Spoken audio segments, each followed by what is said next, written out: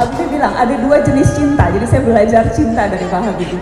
Ada cinta di mana dua manusia bertemu, memutuskan untuk memberikan segala yang mereka punya, sampai maut akan menjemput salah satu dari mereka, dan itu namanya cinta sejati. Yang terjadi pada Ainun adalah, ya, maut menjemput Ainun, saya sudah tidak bisa lagi berbicara dan memegangnya, tapi saya masih bisa merasakan kehadirannya. Itu artinya maut pun tidak bisa memisahkan kami, dan itu namanya cinta ilahi. Saya masih. Assalamualaikum warahmatullahi wabarakatuh.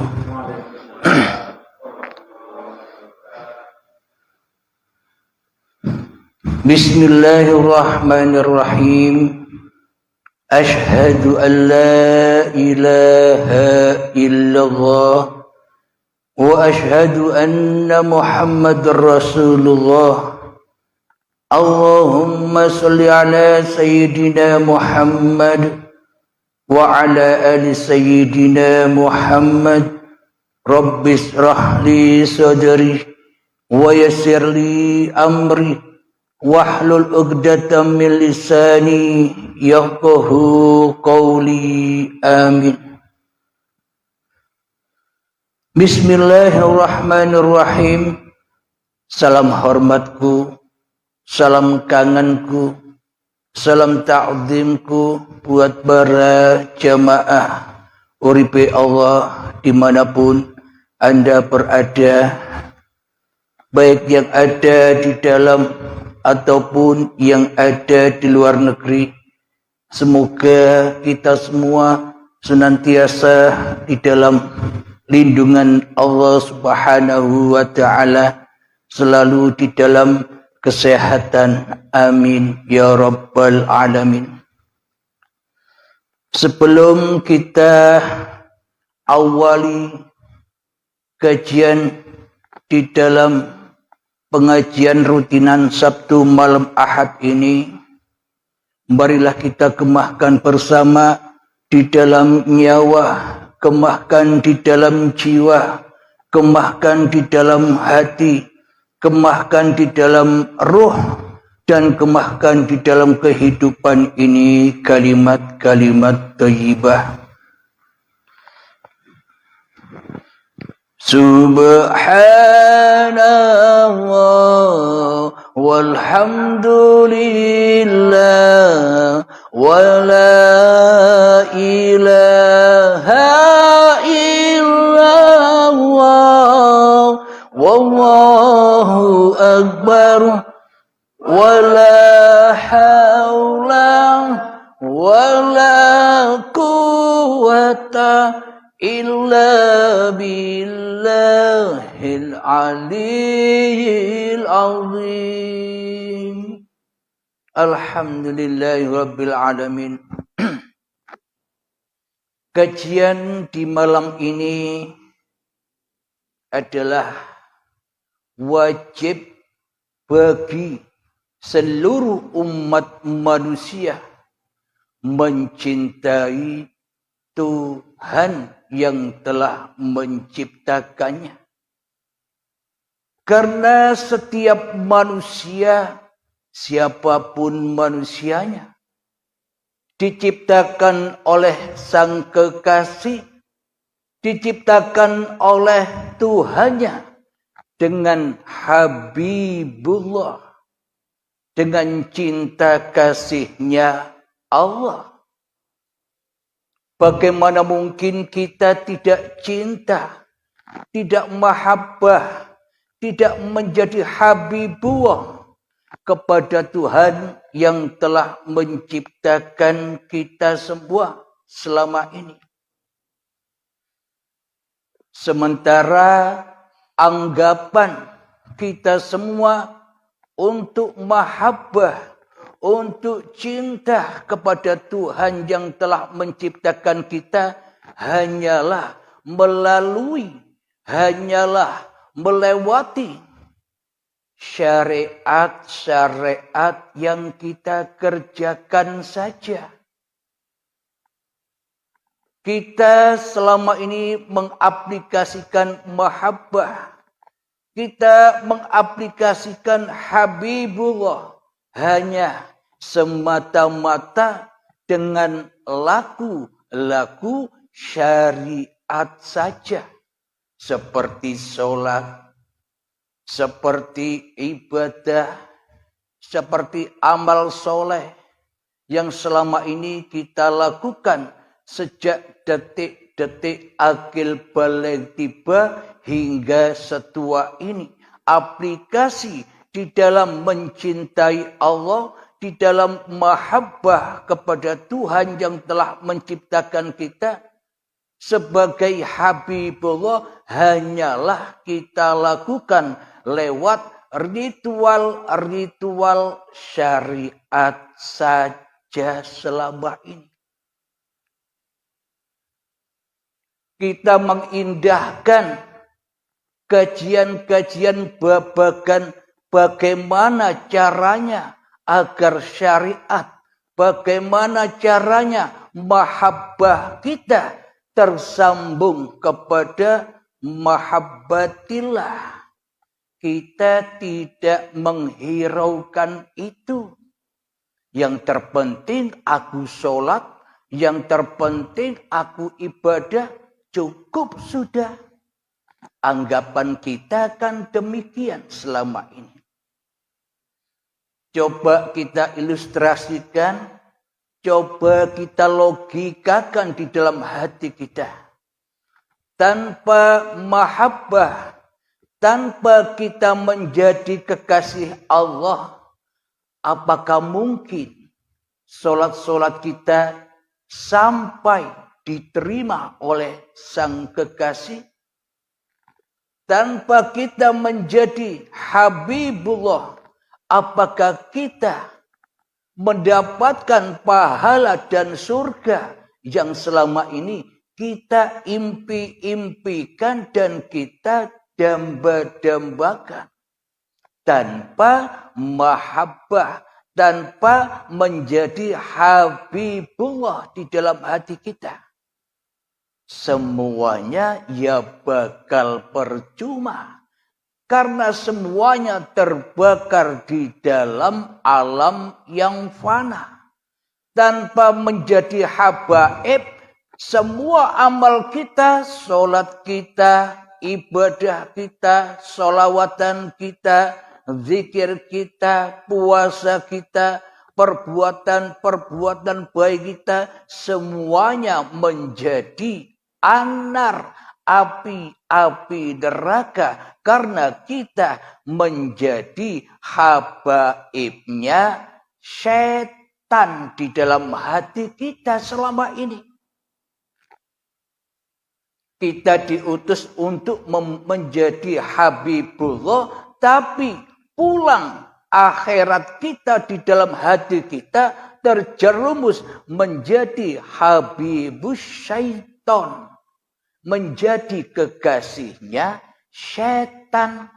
Dan semua sholat ibadah yang kita kerjakan yakni dinikmati oleh setan, dipersembahkan kepada iblis daripada dipersembahkan kepada Habibullah, kepada kekasih yang telah menciptakannya.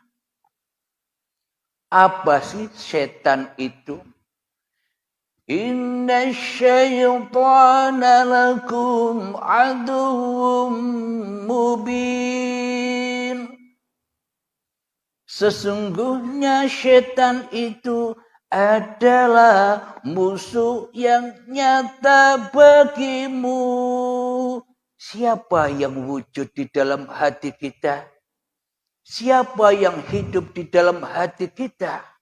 Siapa yang berkuasa di dalam hati kita?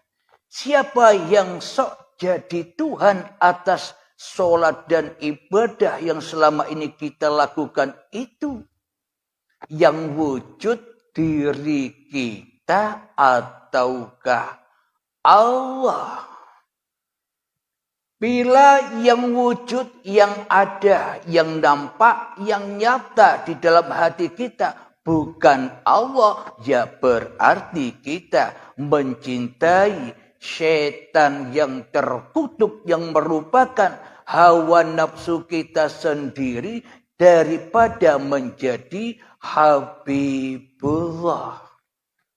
Apa buktinya? Semua amal dan sholat, semua aktivitas yang kita lakukan semuanya jatuh pulang rojiun ke alam fana, ke alam kerusakan, yakni manusianya, daripada pulang kepada alam bako, alam kekekalan. Inilah bukti bahwa kita selama ini menjadi habaibnya iblis dan setan. Bila di dalam hati kita belum beranjak hijrah pergi ke akhirat melewati langit Sabtuju hingga bertemu Allah dan menjadi Habibullah. Maka dari itu bagi setiap hamba yang belum mi'raj kepada Allah, as-salatu mi'rajul mu'minin, takkan mungkin bisa beribadah, takkan mungkin bisa sholat, takkan mungkin bisa beramal soleh di sisi Allah. Kenapa? Karena tak pernah bertemu Allah. Karena tak pernah menyaksikan Allah. Bagaimana mungkin kita bisa menyembah kepada yang tak ada? Bagaimana mungkin kita menyembah kepada yang gaib?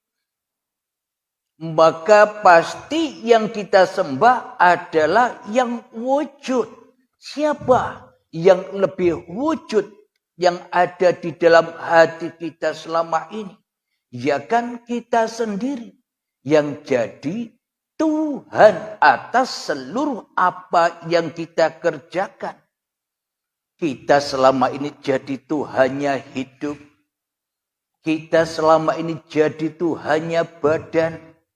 Kita selama ini menjadi Tuhannya sholat kita. Menjadi Tuhannya ibadah-ibadah kita. Menjadi Tuhannya ilmu-ilmu kita. Menjadi Tuhannya amal-amal kita. Menjadi Tuhannya seluruh urusan-urusan dunia yang selama ini kita lewati di dalam kehidupan ini. Kitalah yang menjadi Tuhan daripada kita yang dituhani Tuhan selama ini. Inilah tanda bukti bahwa kita belum menjadi Habibullah ketika diri kita lebih hidup, lebih wujud, lebih nyata di dalam hati kita daripada Tuhan yang telah menciptakan kita, daripada Tuhan yang menyayangi kita, daripada Tuhan yang mencintai kita selama ini.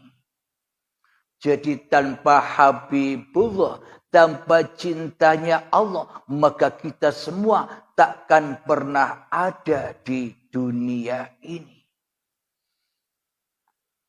Jadi kita semua berada di dunia ini karena Habibullah, karena cinta kasihnya Allah menciptakan kita, bangsa manusia ini.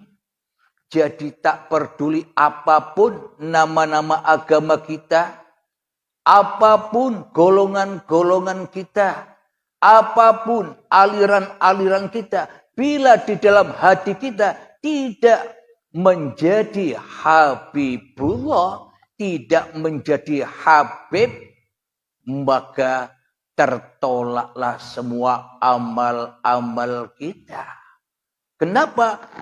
Semua amal itu telah kita makan sendiri. Bagaimana mungkin diterima oleh Allah, oleh Sang Kekasih, oleh Habibullah. Sementara dalam hati kita lebih Habibun Nas, habibus syaitan, habibul iblis di dalam hati kita selama ini. Jadi tandanya kita jadi iblis, jadi setan, jadi jin lewat hawa nafsu kita ini ketika kita merasa lebih ada daripada yang ada. Kita merasa wujud daripada yang wujud. Seolah-olah saja kita ada. Seolah-olah saja kita wujud. Dari siapa adanya diri kita? Dari siapa wujudnya diri kita? Apakah kita tercipta dari batu? Selama ini kan seolah-olah kita tercipta dari batu. Kita ngaku-ngaku di dalam hati kita, hidup ini hidupku, wujudku sendiri, hidupku sendiri, badanku sendiri. Tanpa kita mengenal dari siapa kewujudan hidup ini. Dari siapa kewujudan badan ini. Sehingga akhirat kita buta. Kita tak bisa pergi ke akhirat untuk membawa terbang seluruh amal-amal yang kita lakukan. Karena kita tidak punya sayap. Apa sayapnya? Iman.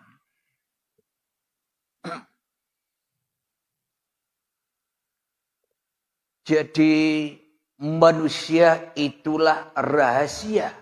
Yang menjadi rahasia manusia sesungguhnya bukan manusianya. Tapi yang menciptakannya. Yang selama ini kita buta untuk menyaksikannya. Kita tidak menghiraukan peringatan-peringatan Allah yang sudah diabadikan di dalam Al-Quran. Iqra, bacalah. Apa yang harus dibaca? Ya diri kita inilah yang harus dibaca. Dengan apa kita bisa membaca? Ma'ana biqori. Aku tidak bisa membaca. Dengan nama Tuhanmu lah. Bacalah dirimu. Tanpa Tuhan, tanpa Allah. Bagaimana mungkin kita bisa kenal diri manusia kita ini? Tanpa kita dicipta dan diwujudkan oleh Allah, apakah mungkin kita tahu bahwa kita ini bernama makhluk yang berjudul manusia?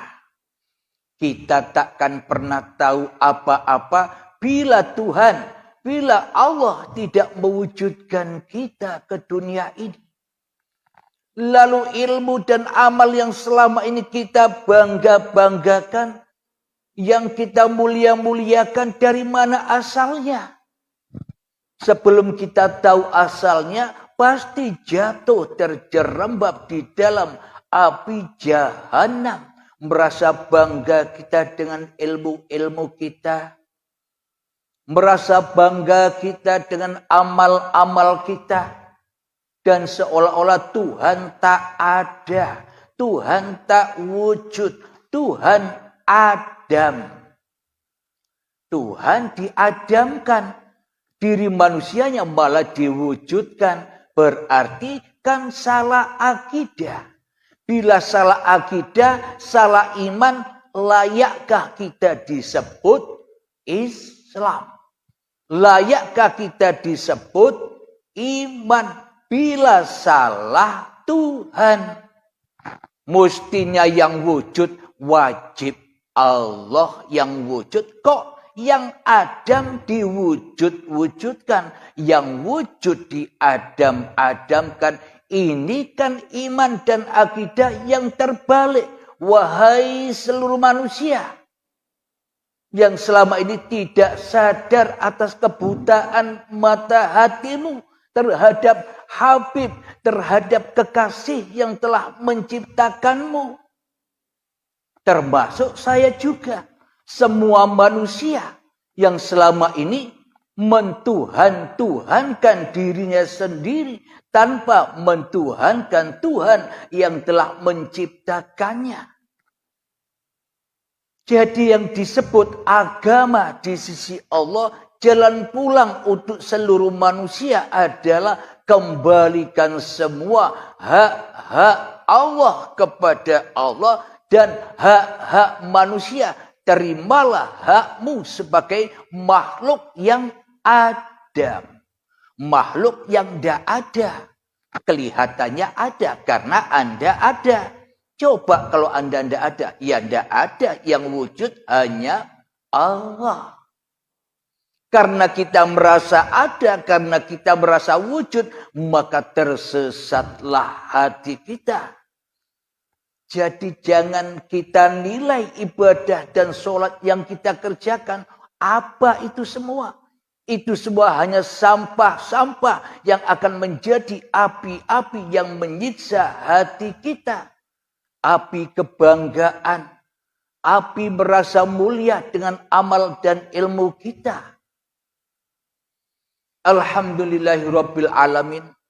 Jadi marilah kita baca diri kita, marilah kita kembali kemana kita dulu ada.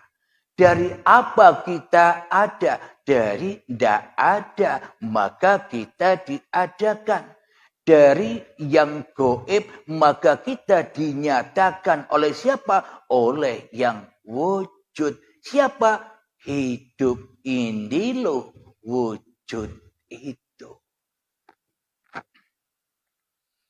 Tanpa kita hidup, mana mungkin kita tahu sifat-sifatnya Allah. Tanpa hidup, mana kita tahu zat, sifat, asma, af'al. Semua itu sudah terangkum di dalam kehidupan ini. Jadi di dalam uripe Allah ini sudah tidak membahas lagi ilmu, tidak membahas lagi amal. Karena ilmu dan amal tanpa menjadi Habibullah, semuanya ya percuma saja. Bila kita harus kumpul dengan setan di neraka. Bila kita harus kumpul berpanas-panasan di dalam hawa nafsu kita yang merupakan bahan bakarnya, nyalanya api neraka. Jadi jangan takut neraka besok. Neraka sekarang sudah nyata. Karena bahan bakarnya yang diabadikan di dalam Al-Quran, ketika badan masih kau akui dan ketika hatimu masih merasa dirimu yang wujud, yang ada, yang hidup, itulah nerakamu. Sampai kapan? Abadan abada, sampai ketemu pintu baiat. Sampai ketemu pintu kiamat. Sampai ketemu syakaratul maut. Kapan? Ya sekarang ini. Di dalam Al-Quran itu Allah menguji manusia di dalam hidup dan matinya. Hidup bisa kita rasakan ujiannya. Tapi kalau mati, seumpama kita mati, apakah kita bisa merasakan ujian? Orang tidur saja tidak merasakan ujian, apalagi orang mati. Coba pakai logika dan akal Anda. Makna ujian hidup dan mati itu adalah kelihatannya manusianya hidup, tapi hatinya mati. Itulah orang-orang yang tersesat dari Habibullah. Dari kekasih yang menciptakannya. Selama ini seolah-olah kita hidup sendiri. Jadi bujangan lapuk sampai tua.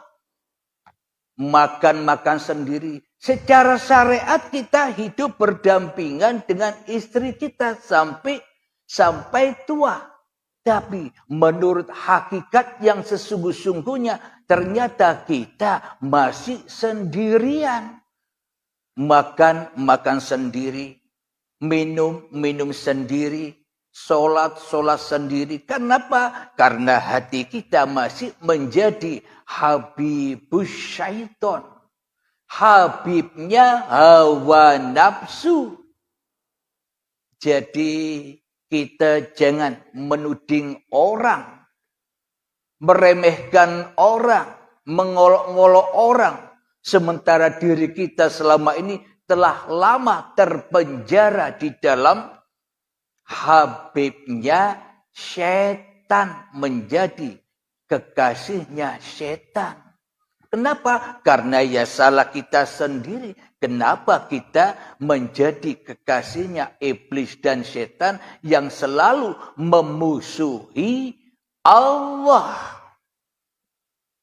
Kita selama ini menjadi musuh-musuhnya Allah, tapi kita tak sadar. Kita telah terjerumus di dalam nerakanya Allah, di dalam jahanamnya Allah, tapi kita tidak sadar. Kenapa? Karena kita disumpal pendengaran kita, ditutup mata kita, ditutup mata hati kita oleh iblis dan setan, supaya tidak percaya bila surga dan neraka itu adanya sekarang. Itu semua besok, bro. Yang penting banyak-banyakkan amalmu.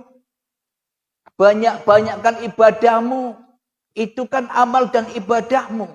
Kan buat dirimu. Berarti masih menjadi habibnya setan. Masih li nafsi. Di dalam semua amal yang dilakukan. Li nafsi. Di dalam ibadah-ibadah yang dilakukan.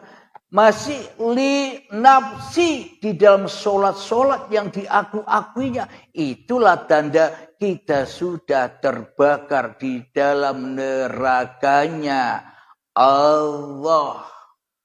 Kalau nerakanya manusia kan besok. Angen-angennya manusia. Kenapa? Karena masih jadi Tuhan. Ya, manusianya hidup di dalam bayang-bayang diri manusianya saja selama ini. Akan tetapi bagi manusia yang sudah menyadari kesalahannya, menyadari kezalimannya kepada Tuhannya, maka manusia itu beranjak hijrah kepada jalan fisabilillah agar menjadi Habibullah sebelum kiamat datang, agar menjadi Habibullah sebelum hari akhirat datang, agar menjadi Habibullah sebelum syakaratul maut datang. Inilah orang-orang yang berhasil meraih husnul khotimahnya. Selama ini kan kita selalu di lembah yang fana, di lembah yang rusak, di lembah yang najis, di lembah diri manusia kita sendiri. Itulah mati su'ul khotimah. Jelek pungkasannya. Apa? Sholatnya jelek pungkasannya diaku-akui. Ini sholatku.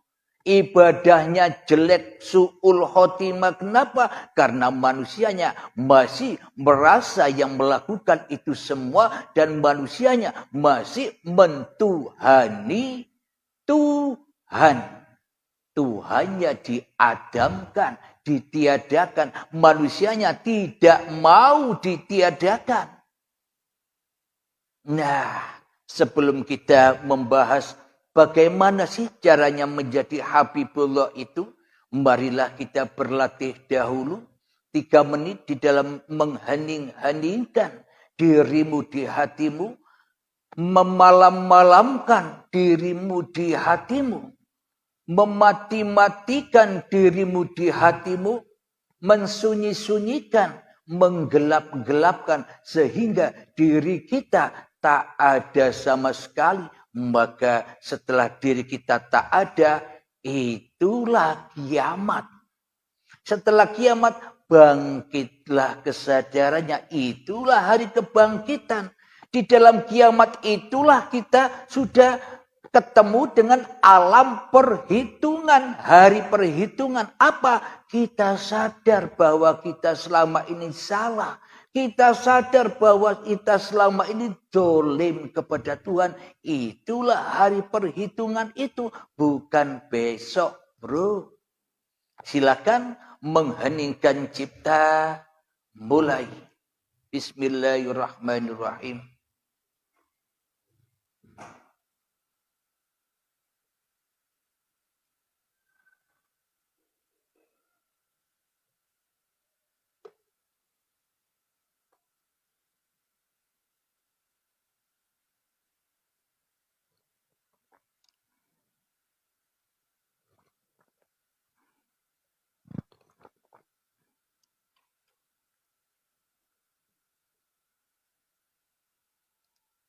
Sambil mengheningkan cipta, sembari mendengarkan pernyataan-pernyataan ini.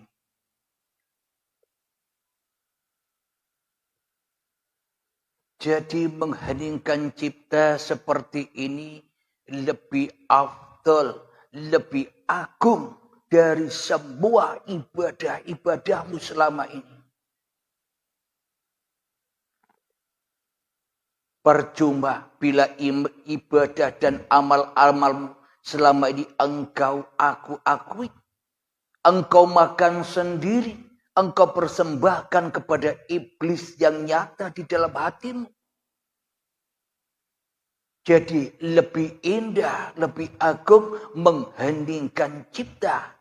Mentiadakan dirimu sehingga bertemu Tuhanmu ketika dirimu sudah bersujud kepada keadamanmu, ketiadaanmu. Itulah hakikat sholat, itulah hakikat ibadah, itulah hakikat amal soleh, dan itulah hakikat Habibullah yang sebenar-benarnya. Ketika Allah lebih nyata bagimu di hatimu daripada dirimu sendiri di hatimu.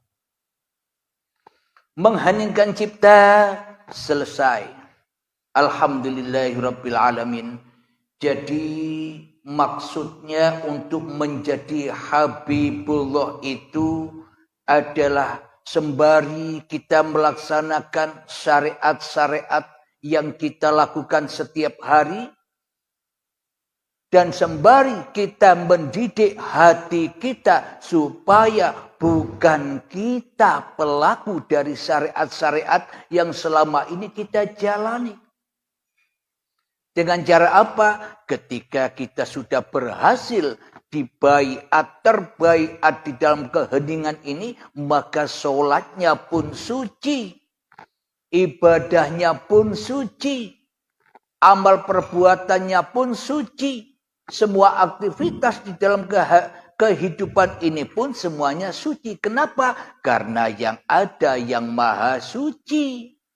Karena semuanya diperankan yang maha suci. Tanpa peran diri kita sendiri, kita wajib sujud kepada Adam.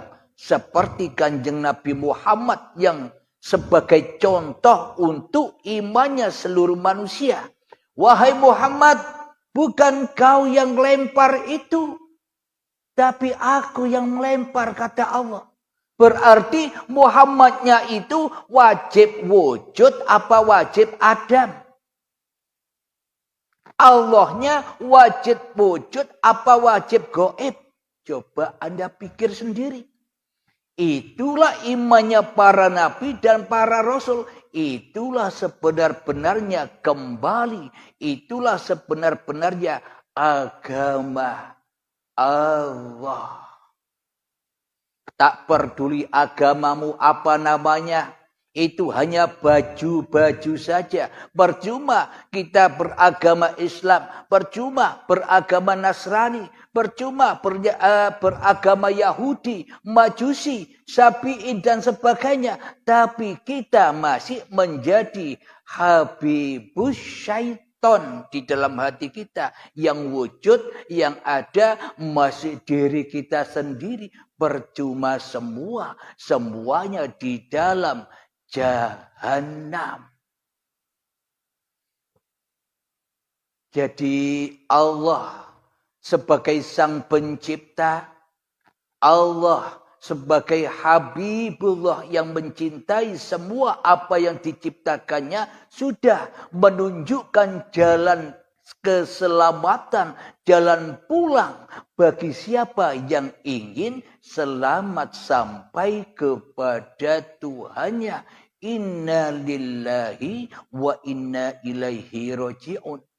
Tapi selama ini kan kita pulangnya bukan pulang kepada Allah di hati kita. Kita duduk pulangnya bukan kepada Allah. Kita lagi minum pulangnya tidak pulang kepada Allah.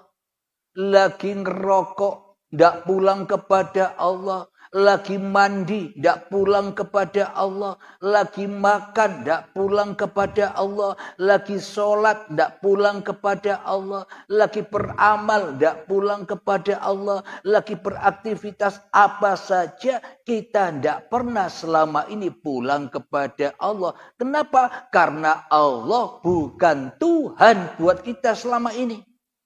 Bukan Tuhan Allah buat kita selama ini. Kita lebih mempertuhankan diri kita sendiri daripada mempertuhankan Allah. Bagaimana mungkin kita bisa pulang kepada Allah? Marilah kita resapi apa yang sudah dipaparkan ini, termasuk diri saya pribadi.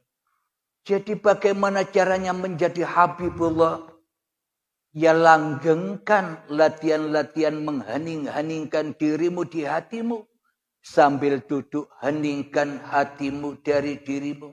Sambil ngerokok heningkan dirimu di hatimu. Sambil makan heningkan dirimu di hatimu. Sambil sholat heningkan dirimu di hatimu. Sambil ibadah heningkan dirimu di hatimu. Sambil bekerja heningkan dirimu di hatimu. Sambil ke sawah kemanapun di dalam kehidupan ini. Sejak bangun tidur sampai tidur lagi. Heningkan dirimu. Itulah yang dimaksud puasa di bulan suci Ramadan.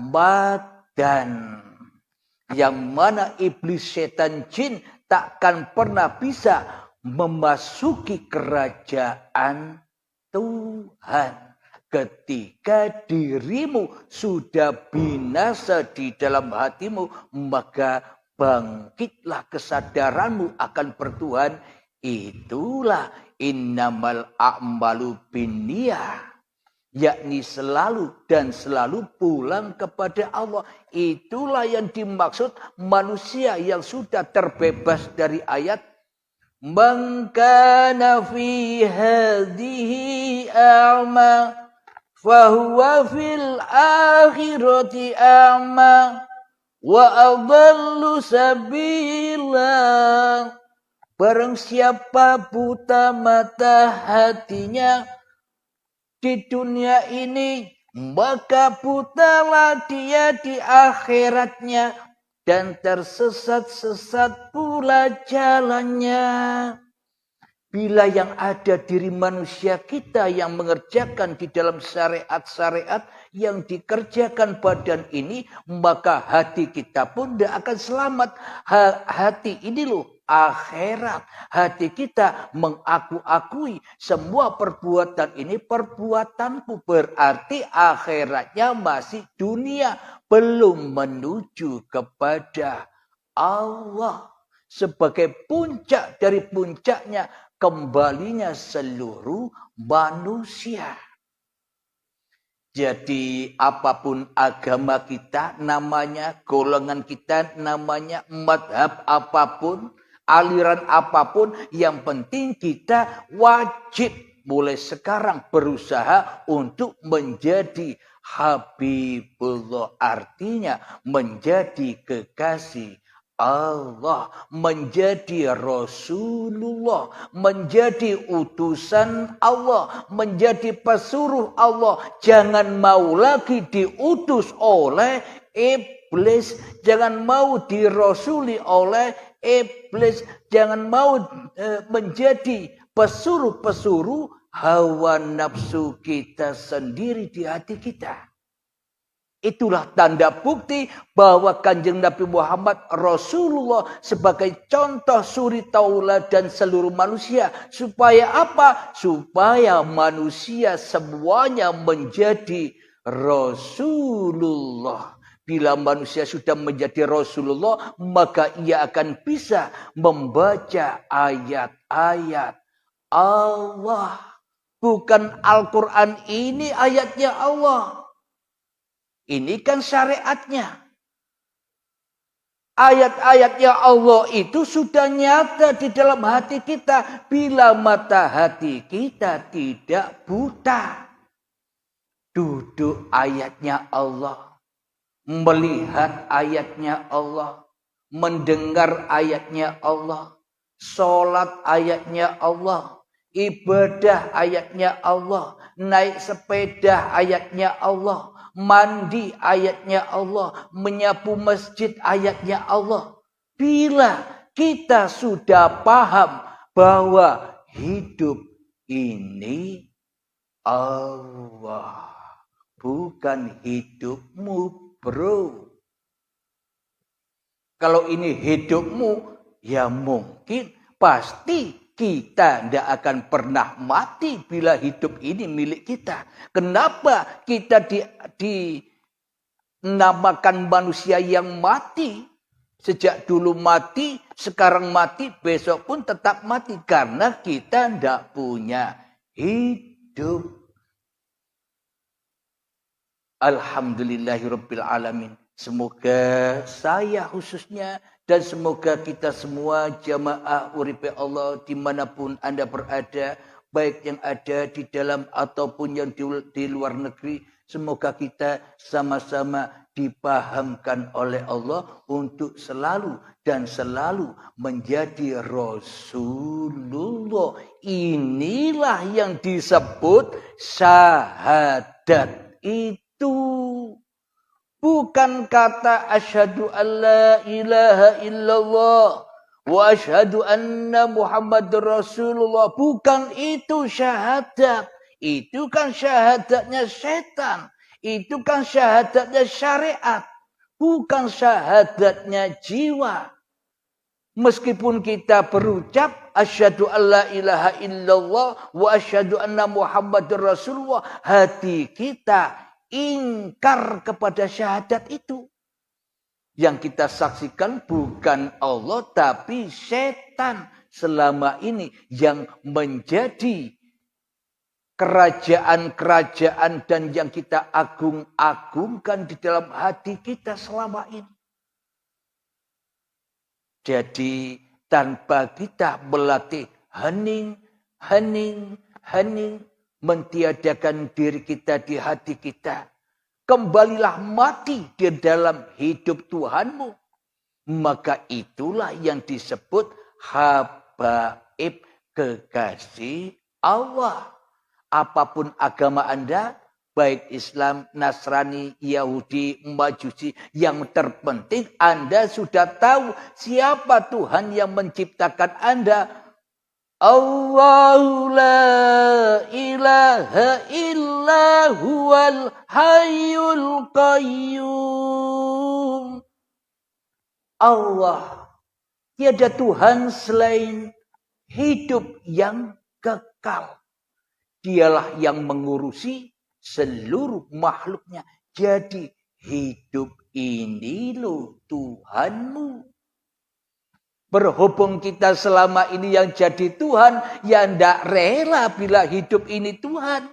Kenapa? Karena kita lebih cinta kepada diri kita sendiri daripada cinta kepada Allah. Jadi kalau belum habaib, belum menjadi kekasih Allah, jangan mimpi berharap pahala dan surga. Jangan bayang-bayangkan masuk ke dalam singgasana surganya Allah bila belum menjadi Habibullah. Marilah kita semua menjadi Habibullah. Wahai seluruh manusia, inna lillahi, dari Tuhan yang menciptakan kita ada di dunia ini, maka wa inna ilaihi raji'un, kita semua pasti kembali kepada yang menciptakan. Dulu kita tidak ada, nanti kembali tidak ada. Dulu kita goib, nanti kembali kepada yang goib. Siapa yang nyata? Ya hanya Allah yang nyata. Itulah yang dimaksud agama Allah. Agama yang pasrah. Selamatkan hatimu dari dirimu di hatimu. Alhamdulillahirrabbilalamin. Semoga pemaparan ini bisa kita ambil manfaatnya, kita latih keheningan-keheningan ini sampai akhir zaman, sampai ketemu dengan kiamat. Dilatih terus bagi sahabat-sahabat yang belum berbaiat. Bagi yang sudah berbaiat, ya aman sudah mati. Alhamdulillahirrabbilalamin. Sebelum kita akhiri, marilah kita gemahkan sholawat dholimin daf'ul bala. Agar kita senantiasa terhindar dari dolim-dolimnya iblis dan setan yang selama ini selalu bersama kita.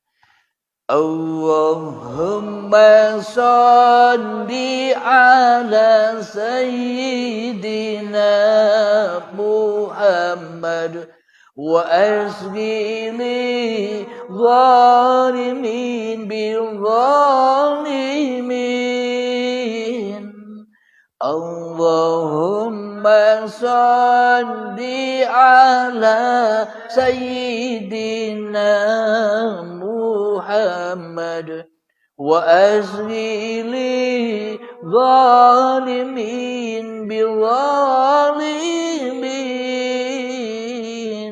وأخرجنا من بينهم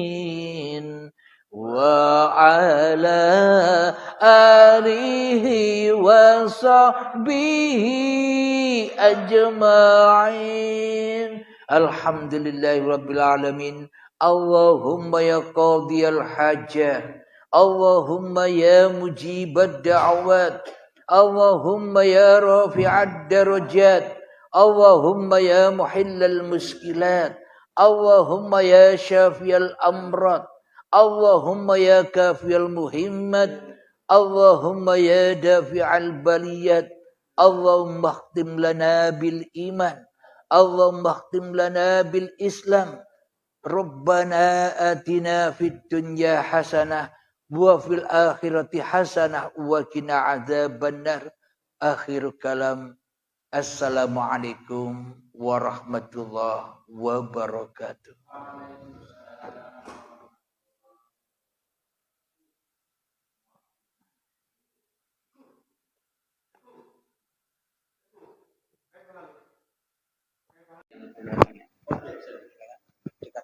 Itu pegang ini.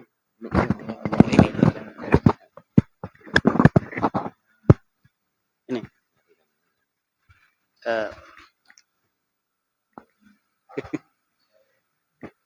Assalamualaikum warahmatullahi wabarakatuh. Nama Saifullah, alamat Simpang Kolam Dalam, Gebang. Pertanyaannya Pak Kiai, apakah sebab Allah menciptakan langit dan bumi beserta isinya? Saya jawab Kiai.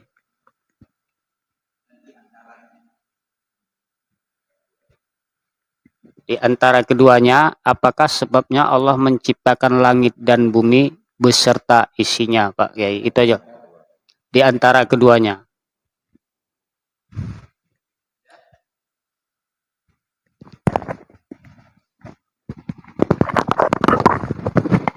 Alhamdulillahirrabbilalamin. Allahu nur samawati wal ard. Jadi guna Allah menciptakan langit dan bumi, dan diantaranya supaya Allah berkuasa atas segalanya. Makna secara syariat langit itu yang di atas sana, yang tak terhingga itu. Makna syariat bumi, ya bumi yang kita injak ini. Di antaranya apa? Di antara langit dan bumi, ya manusia, ada hayawan, ada tumbuh-tumbuhan, dan ada segala sesuatu di antaranya. Ada sholat, ada ibadah, dan segala-galanya. Itulah di antaranya. Jadi Allah menciptakan langit dan bumi itu supaya manusia menyadari bahwa hidup langit, bumi, badan-badan kita ini, dan serta apapun yang kita lakukan agar diamanahkan kembali, dirojiunkan kembali, semuanya hanyalah lillahi ta'ala. Jadi kita jangan terkecoh lagi dengan dongeng-dongeng di babakan syariat yang mana tidak bisa menyentuh hati kita.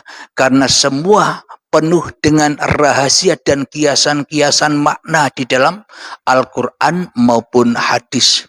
Jadi tergantung yang memahami. Bila yang memahami masih habibus syaiton, maknanya semua diartikan hukum syariat. Jadi berhenti di hukum syariat. Hukumnya badan. Badan milik siapa? Masih milik manusianya. Akan tetapi bila dikaji dengan babakan hati, dengan babakan ilmu hakikat dan makrifat, maka seluruh apa yang dikerjakan oleh manusia baik di bumi dan di langit, maka semuanya sama-sama menjadi panggung sandiwaranya Allah. Dan di dalamnya tiada kontradiksi lagi, tiada perbedaan lagi, tiada adu domba lagi. Kenapa? Karena yang menjadi penciptanya hanya Allah. Akan tetapi bagi manusia yang masih di dalam hatinya menjadi habibus syaiton, maka pasti semuanya berbeda-beda. Nafsi-nafsi. Jangankan segala sesuatu, antara saya dan Anda kan nafsi-nafsi. Beda-beda. Ada hidup yang ada pada saya. Ada hidup yang ada pada Anda. Ada hidup yang ada pada seluruh manusia. Ada hidup yang ada pada tumbuh-tumbuhan, ada hidup yang ada pada hayawan, ada hidup yang ada pada malaikat, setan, jin, dan lainnya. Masih nafsi-nafsi. Karena pemahamannya masih pemahaman hawa nafsu, sehingga mata hati kita dibutakan oleh iblis dan setan supaya kita mentuhani semua itu. Maknanya kita mentuhani semua itu, kalau tidak ada kita kan semua itu tidak ada.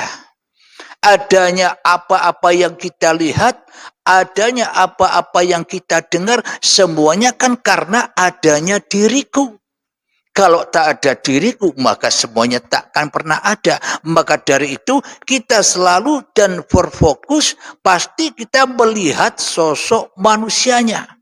Sehingga banyak perdebatan, sehingga banyak perbedaan, saling menghujat sana dan sini, sehingga hati kita selalu dibakar oleh hawa nafsu kita sendiri. Kenapa?